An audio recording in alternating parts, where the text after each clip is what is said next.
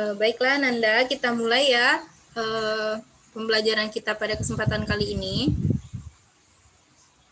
Assalamualaikum warahmatullahi wabarakatuh.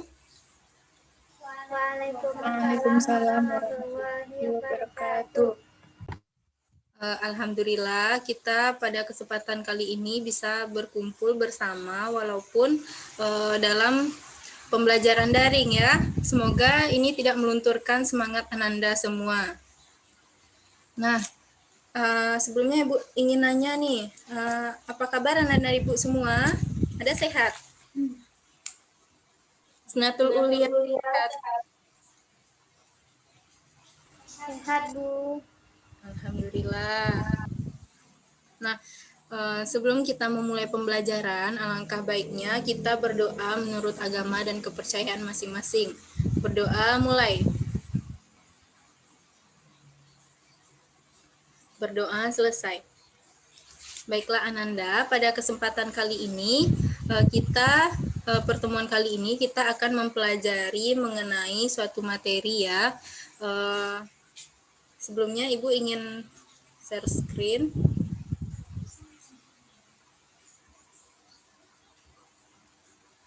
Baiklah Nanda, sebelum memulai pembelajaran, Ibu ingin mencek dulu absensi Nanda pada kesempatan kali ini. Yang pertama, Husnatul Ulia.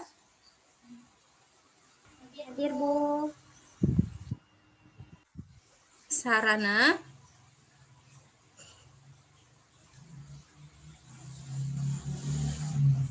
Hadir, Bu. Ya, Rama Suci. Hadir, Bu. Oh, baik. Pada kesempatan kali ini, Alhamdulillah, Nanda semua lengkap untuk mengikuti pembelajaran pada kesempatan kali ini. Nah, sebelumnya Ibu ingin share screen terlebih dahulu.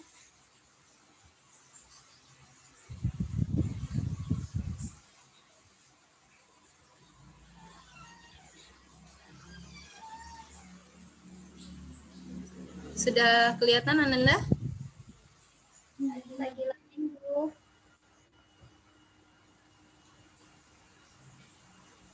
Sudah terlihat, Bu. Sebentar.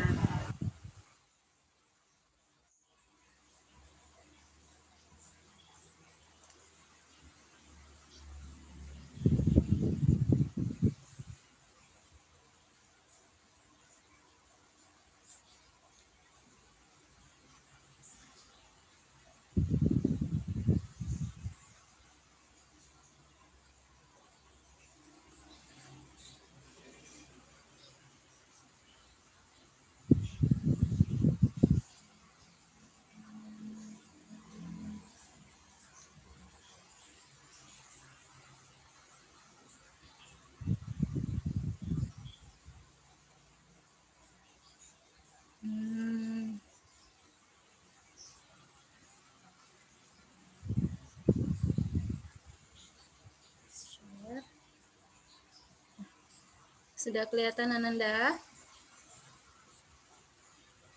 Sudah, Ibu. Baiklah. Nah, di sini Ibu ingin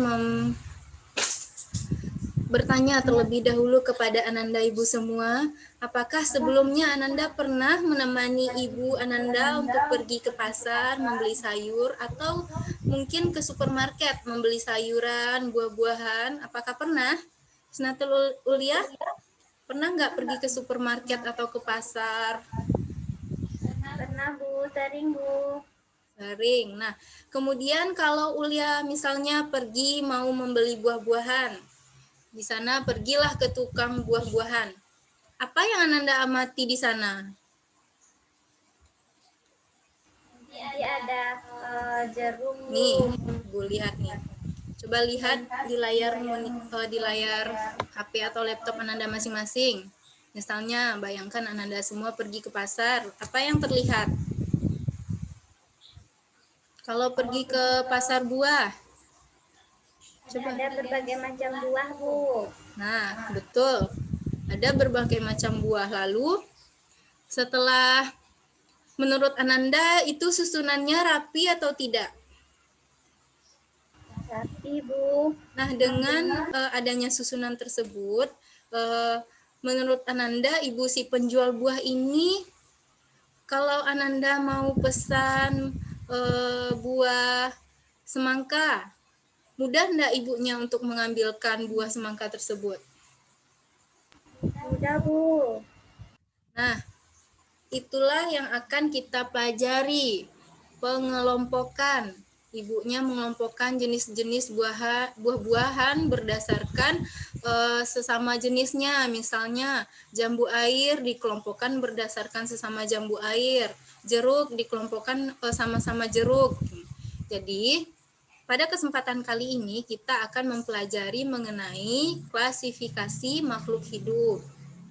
Nah, sebelumnya Ibu ingin menyampaikan kepada Ananda bahwa pembelajaran kita pada kali ini yaitu mengenai klasifikasi makhluk hidup. Ananda itu diharapkan nantinya mampu menjelaskan apa itu klasifikasi makhluk hidup. Nah, untuk indikator pembelajaran yang harus Ananda capai pada kesempatan kali ini ada 2. Yang pertama itu Ananda semua nanti diharapkan mampu untuk mengidentifikasi ciri-ciri makhluk hidup. Kemudian nanti Ananda diharapkan dapat menjelaskan prinsip-prinsip untuk prinsip-prinsip dasar dalam pengklasifikasian makhluk hidup. Nah, sebelumnya Ibu ingin tanya terlebih dahulu kepada Husnatul Ulia. Kepada dia deh, Ibu ingin bertanya. Menurut dia dengan Ibu tadi bisa mengelompokkan berbagai jenis buah-buahan, menurut dia kalau dia pergi ke pasar itu apa manfaatnya jika pengelompokannya itu berdasarkan buah yang sejenis?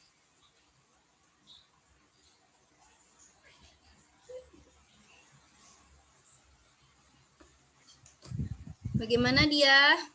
Kalau dia melihat buah itu sesama jenisnya itu sama-sama dikelompokkan berdasarkan jenisnya, menurut dia apa yang dia rasakan manfaatnya kalau membeli buah yang rapi susunannya seperti itu? Lebih mudah memilihnya, Bu. Ya, tentunya kita jika dikelompokkan berdasarkan buah yang sama jenisnya akan mudah dalam pemilihan pembelian buah tersebut. Nah, seperti kemudian capaian kompetensi itu sebenarnya ada 4. Yang pertama itu Ananda semua diharapkan mampu mengidentifikasi ciri-ciri makhluk hidup, kemudian menjelaskan prinsip-prinsip klasifikasi makhluk hidup, kemudian dapat menjelaskan klasifikasi makhluk hidup dalam 6 kingdom, kemudian dapat menjelaskan sistem binomial nomenklatur. Namun pada kesempatan kali ini Ananda semua dituntut untuk menguasai 2 kompetensi. Yang pertama itu ciri-ciri, kemudian dapat menjelaskan prinsip. Nah, kemudian Ibu ingin menanyakan kepada Ananda, terlihat enggak gambar yang Ibu tunjukkan? Terlihat, Bu. Nah, menurut Ananda semua apa persamaan dan perbedaan dari kedua gambar? Izin menjawab, Bu. Silahkan, Sanara. Yang pertama, tubuhnya sama-sama ditutupi oleh penutup. Hanya saja pada harimau ini dalam bentuk rambut, sedangkan merpati ini dalam bentuk bulu. Nah, kemudian sama-sama memiliki mata, sama-sama memiliki mulut, sama-sama memiliki kaki untuk bergerak. Hanya saja kaki pada harimau berjumlah 4, sedangkan pada burung tersebut hanya 2. Kemudian persamaannya pada gambar sama-sama ada 2 harimau dan juga 2 merpati. Sekian, Bu. Ya, bagus sekali Sanara. Apa yang dijelaskan oleh Sanara tersebut itu betul persamaannya. Misalnya dia tuh sama-sama memiliki bulu, warnanya sama-sama putih, seperti itu. Dan dia tuh kalau perbedaannya yang satu, kalau burung dia itu termasuk ke kategori aves, sedangkan kalau harimau dia termasuk ke kategori mamalia. Itulah yang akan kita pelajari nanti berdasar kita mengamati persamaan dan perbedaan dari makhluk hidup. Sebelumnya Ibu ingin bertanya lagi. Tadi Sanara sudah menjelaskan persamaan dan perbedaannya. Nah, dari persamaan dan perbedaannya itu Sanara melihat dari apa? Dari bentuk luar tubuhnya, Bu. ya, betul. Selain itu, kita juga melihat persamaan dan perbedaannya tersebut dari ciri-cirinya. Nah, kemudian Ibu ingin tanya lagi kepada dia. Coba dia sebutkan. Kan kita mempelajari nih mengenai makhluk hidup. Coba dia sebutkan ciri-ciri makhluk hidup. Ciri-ciri makhluk hidup yang pertama itu bernafas, Bu. Yang kedua, berkembang biak. Ya. Mampu bertahan hidup. Kemudian, Sudah, Bu. Husnatul Ulia, mungkin ada tambahan mengenai ciri-ciri makhluk hidup? Peka terhadap rangsangan, Bu. Kemudian berkembang biak. Kemudian? Gerak, Bu. Ya, betul sekali. Kalau yang namanya makhluk hidup itu pasti dia bergerak, berbeda dengan benda mati. Dia itu tidak bergerak. Contohnya lemari tentunya tidak bergerak. Kita sebagai makhluk hidup untuk melakukan aktivitas, kita akan melakukan pergerakan berpindah dari satu tempat ke tempat yang lain.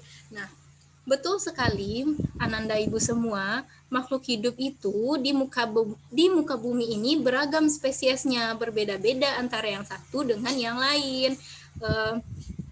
Ada yang hidupnya di air, ada yang hidupnya di darat, kemudian ada yang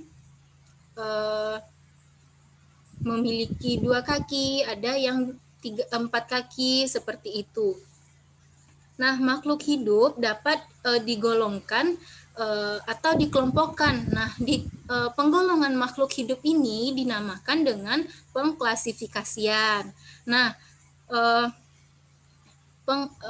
untuk makhluk hidup dulunya itu diklasifikasikan hanya 2 kerajaan, yaitu pada zaman dahulunya dikelompokkan berdasarkan ada yang namanya hewan, yang ada kemudian ada yang namanya tumbuhan. Namun lambat laun pengklasifikasian ini semakin meluas. Sekarang sampai ke 6 kingdom atau kerajaan. Yang pertama itu ada yang namanya kingdom fungi, kemudian ada yang namanya kingdom plante, kemudian ada yang namanya kingdom animalia. Kemudian apa lagi yang Ananda ketahui?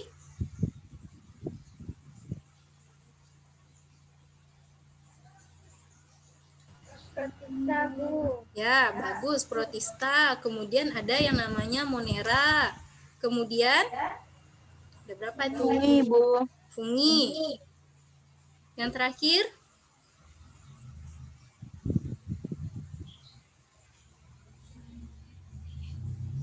Nah, kemudian kalau untuk monera ini, dia itu telah dipecahkan. Awalnya itu kan kita menemukan 5 kan monera. Nah, sekarang monera itu dipecah lagi menjadi eukariotik dan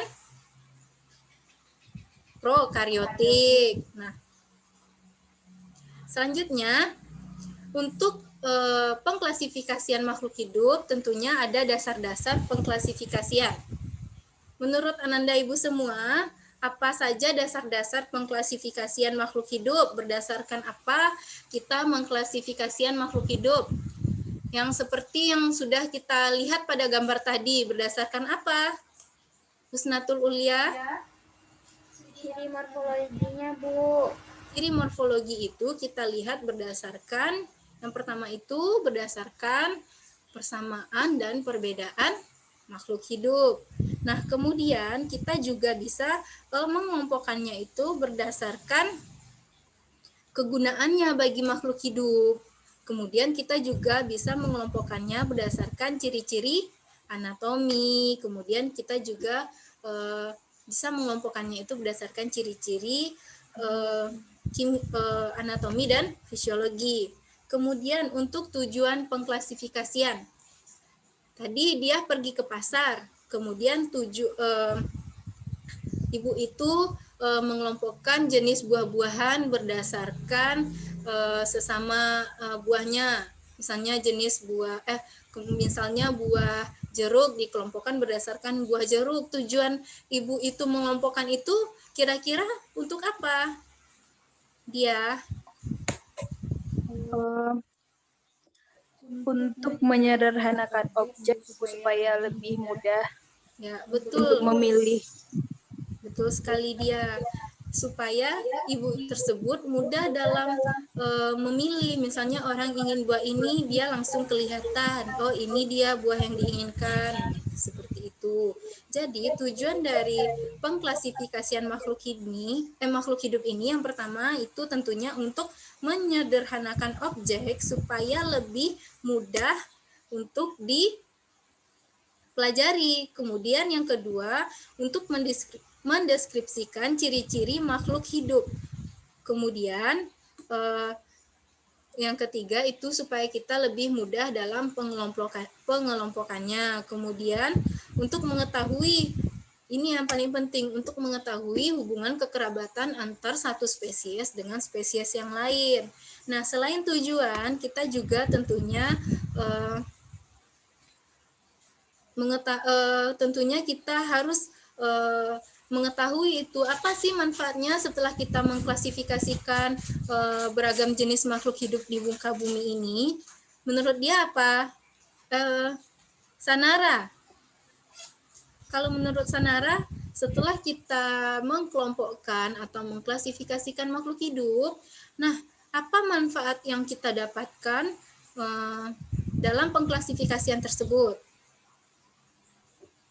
Menjawab, Bu. Pertama, manfaatnya itu kita bisa memudahkan mempelajari organisme yang di muka ini sangat beraneka ragam. Kemudian juga bisa digunakan untuk melihat hubungan kekerabatan antar organisme yang ada di muka bumi.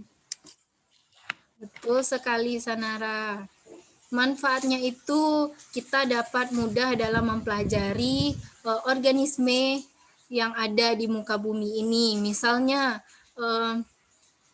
antara hewan yang hidup di darat dengan hewan yang hidup di air itu tentunya berbeda jenisnya. Nanti hubungan kekerabatannya itu nanti juga kita bisa melihatnya dengan mempelajari, dengan mengklasifikasikan makhluk hidup. Kemudian dapat digunakan yang seperti yang Ibu katakan, dapat melihat hubungan kekerabatan. Misalnya kata Darwin, kita itu manusia berdasarkan memiliki hubungan kekerabatan nenek moyang kita itu dari kera. Nanti kita lihat tuh bagaimana tuh pengelompokannya atau pengklasifikasiannya, apakah benar kita ini berasal dari kera, apakah benar nenek moyang kita itu kera, seperti itu. Nah, itulah manfaatnya mengapa kita mengklasifikasikan makhluk hidup. Nah, kemudian tentu kalau untuk mengklasifikasikan makhluk hidup ini tentunya tidak dengan cara yang sembarangan. Kita memiliki tahap-tahapnya. Tahap-tahapnya itu ada 3. Yang pertama itu tahapnya itu adalah kita mengidentifikasi sifat dari makhluk hidup tersebut. Kita identifikasi misalnya harimau, kita identifikasi sifatnya, karakteristik dari harimau tersebut, kita amati anatomi, fisiologi, morfologinya, bagaimana anatomi dari harimau, fisiologinya, seperti itu. Kemudian tidak hanya kita mengamati dari anatomi, fisiologi, morfologi, tetapi kita juga bisa mengamatinya melalui kromosomnya. Nanti ada penelitian mengenai kromosom dari harimau tersebut. Kemudian kita juga harus mengamati dari perilaku harimau tersebut. Kemudian tahap pengklasifikasian yang kedua itu adalah pengelompokan makhluk hidup. Nah, setelah kita identifikasi dia makhluk hidup tersebut, nanti kita bisa nih mengelompokkan makhluk hidup tersebut masuk kategori apa dia, agar nanti mudah kita dalam menemukan hubungan kekerabatannya. Kemudian setelah kita mengelompokkan, baru kita melakukan pemberian nama pada makhluk hidup tersebut. Nah, sekian untuk pertemuan kita pada kali ini. Nah, Ibu berharap pada Ananda semua, semoga apa yang kita pelajari ini dapat Ananda terapkan dan dapat Ananda amalkan. Untuk tugas minggu depan, silahkan Ananda baca mengenai tata nama pemberian tata nama binomial nomenklatur pada makhluk hidup. Itu tugas. Jadi minggu depan kita akan mengklasifikasikan tata nama binomial nomenklatur dan